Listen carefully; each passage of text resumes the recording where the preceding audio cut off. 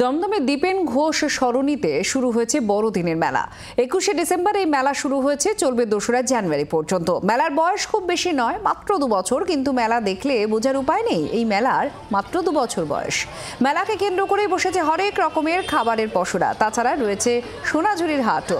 বিভিন্ন জায়গার শিল্পীরা তাদের তৈরি করা জিনিস নিয়ে এসে এই মেলায় পসার বসিয়েছেন। এছাড়াও রন্ধন প্রতিযোগিতা যেমন রয়েছে, তেমনই হয়েছে অঙ্কন প্রতিযোগিতাও।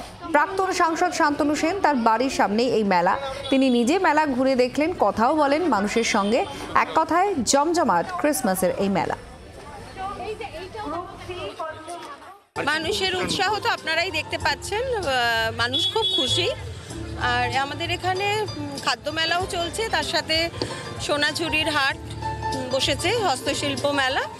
এটা গত বছর খুব ছোট আকারে হয়েছিল, এই বছর 21শে ডিসেম্বর থেকে 2রা জানুয়ারি হচ্ছে। কিন্তু মেলায় যা স্বতঃস্ফূর্ত উন্মাদনা বা মেলায় যা মানুষের অংশগ্রহণ, আগামী দিনে মনে হচ্ছে এই মেলার দিনের সংখ্যা আরো বাড়াতে হবে। বাংলার আওয়াজ, বাঙালির আবেগ, জি 24 ঘন্টা।